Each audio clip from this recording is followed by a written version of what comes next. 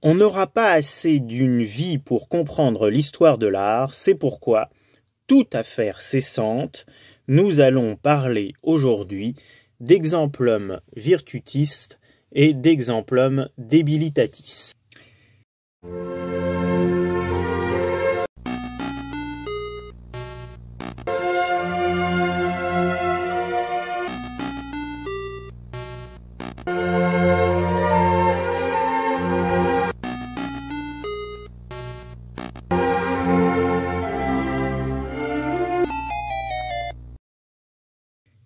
Savez-vous ce que c'est que la vertu?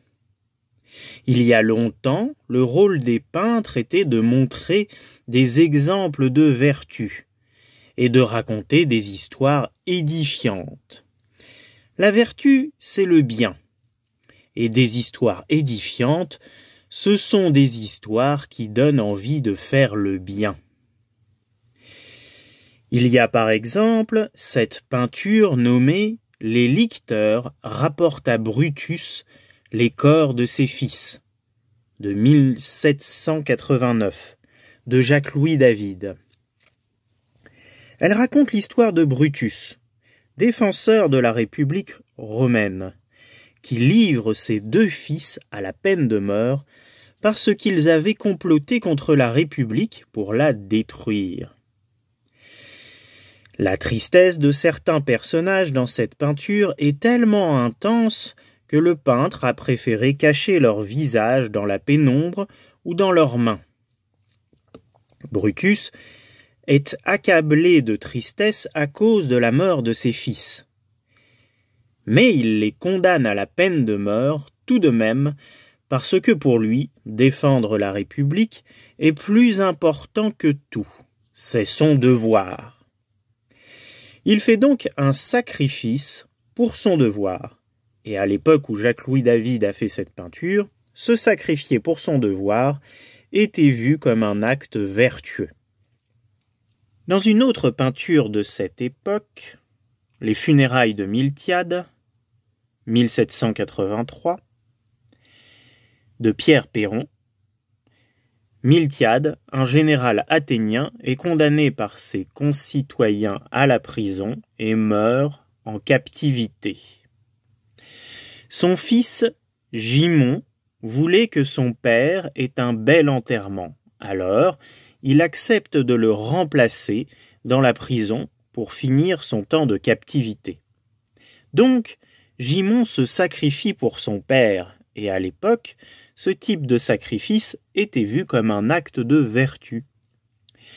Pour montrer que la scène est triste, le peintre a utilisé un contraste clair-obscur, c'est-à-dire un contraste entre des couleurs très claires et des couleurs très sombres.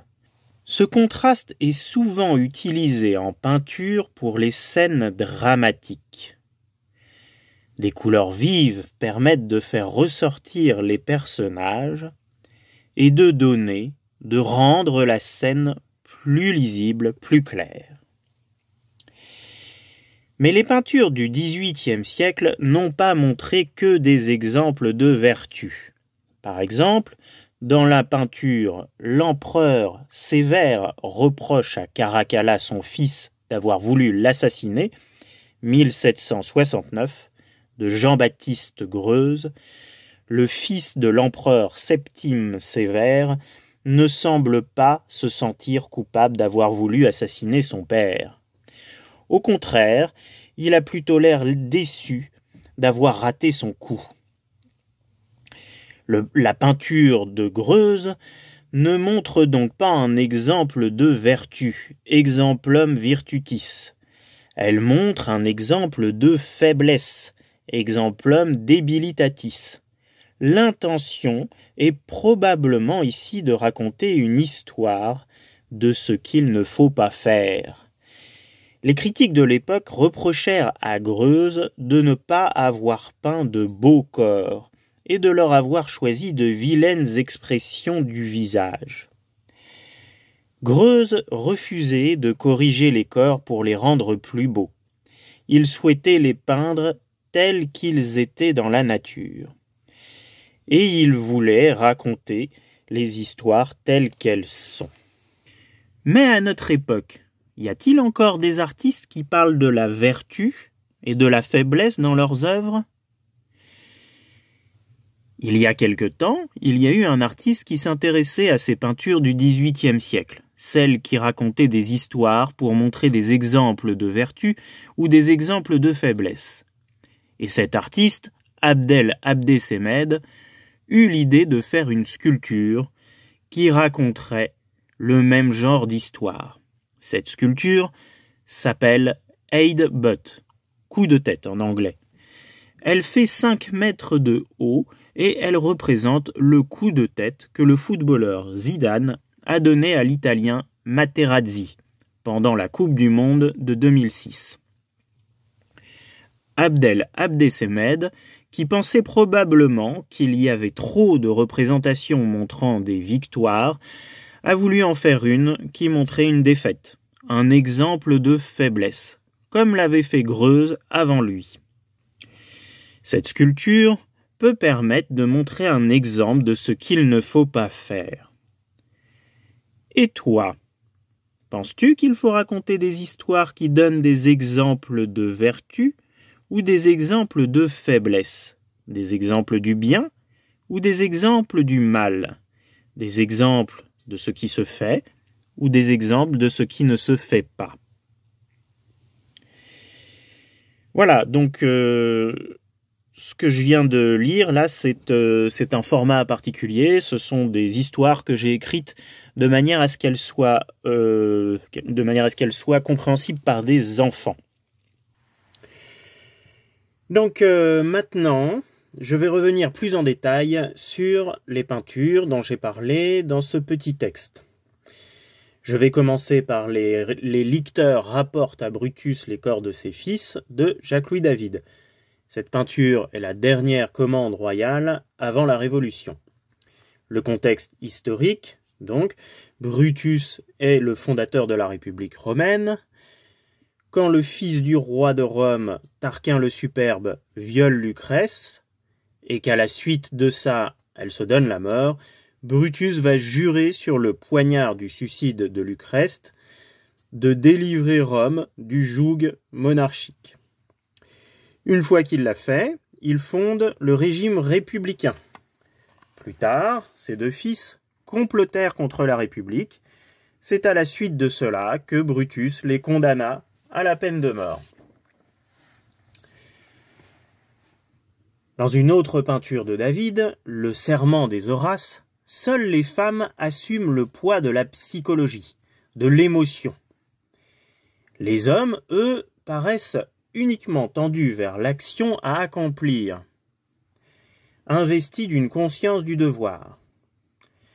Le dévouement à leur cause se transpose, s'exprime dans leur corps. Alors que dans les licteurs, Brutus, à l'extrême gauche du tableau, semble accablé. Et cet accablement est accentué par l'ombre, qui est celle de la statue représentant Rome, pour laquelle il a commis son crime. La composition des licteurs, également, s'oppose à la symétrie implacable des Horaces. Au centre du tableau, il y a une chaise vide. Les personnages sont disposés selon une profondeur distincte, ce qui exclut la linéarité trop prévisible de la frise. Il y a une importance dans la stratégie narrative des contrastes lumineux, reflets, zones obscures. Il y a aussi une importance des clairs-obscurs, c'est-à-dire des contrastes, des oppositions franches entre couleurs sombres et couleurs claires. La composition est déséquilibrée entre ombre et lumière, camailleux sombre et surface colorée. Déséquilibrée, cela veut dire qu'il y a beaucoup plus de surface de tableau consacrée aux couleurs vives et claires, à gauche, que de surface consacrée à des couleurs ternes et sombres, à droite. Cela veut aussi dire que ces oppositions ne sont pas réparties sur toute la toile, mais elles sont concentrées à gauche et à droite. Ce déséquilibre n'apaise pas le regard. Il met le regard en mouvement. On peut rappeler ici que le mot émotion vient du latin motion, action de mettre en mouvement. Les compositions équilibrées apaisent, les compositions déséquilibrées, dynamiques, mettent en mouvement. On observe au passage qu'une grande partie des arts plastiques, les compositions équilibrées, ne sont pas là pour vous faire ressentir des émotions, mais pour les annuler. Dans les licteurs, il faut aussi souligner les effets de dissimulation. Brutus et son émotion sont cachés dans l'ombre. Il y a aussi le corps caché des fils morts en arrière-plan. Bon, si on regarde l'esquisse, on sait que les têtes des fils apparaissent sur des pics. Mais par la suite, Jacques-Louis David a décidé de les enlever. Voilà. Je vous mets ici cette esquisse pour que vous puissiez la voir. Comme autre effet de dissimulation, il y a aussi la vieille servante qui camoufle sa douleur dans ses mains. Et quand une douleur est cachée, le spectateur est livré à son imagination pour mesurer à quel point cette douleur est intense. Cacher une douleur est une stratégie pour rendre cette douleur plus intense, et cela évite de mettre en image un visage déformé et disgracieux. Maintenant, on va parler des funérailles de Miltiade. Commandité par le comte d'Angivillers, anonymement par l'intermédiaire de Joseph-Marie Vien, qui est un peintre néoclassique. En passant, on peut dire aussi que c'est le seul artiste plasticien enterré au Panthéon. La commande est faite à partir d'un cahier des charges, qui est le suivant. Traité dans un ton mystérieux, favorable au clair-obscur, comme une mort de Socrate dans la prison, ou autre chose, car je n'indique pas le sujet. Donc c'est une peinture où le sujet n'a pas été indiqué par le commanditaire, où le sujet a été laissé à la discrétion du peintre. Donc, même à l'époque, ou déjà à l'époque, le sujet n'est pas si important. Il peut être secondaire. Il peut y avoir de l'art sans sujet dès le XVIIIe siècle. Et dès cette époque, ce qui importe n'est pas ce qui est raconté, mais la manière de le raconter, la forme plastique. Je reviens sur l'histoire de Miltiade. Miltiade est un général athénien, vainqueur de la bataille de Marathon, mais qui fut pourtant injustement condamné par ses concitoyens. Et il mourut en captivité. Pour épargner à son père le déshonneur de mourir en prison, son fils Gimon accepta d'achever son temps de captivité. C'est l'internement de Gimon qui est figuré sur la toile à droite. Pendant que le défunt est sorti de la cellule sur une civière à gauche.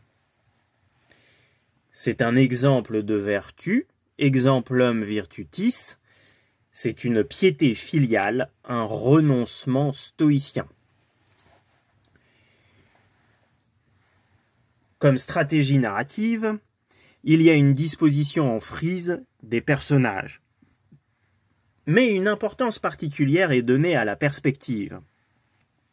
En effet, en disposant obliquement la civière de Miltiade, Perron casse le beau schéma classique de Poussin, c'est-à-dire la frise parallèle.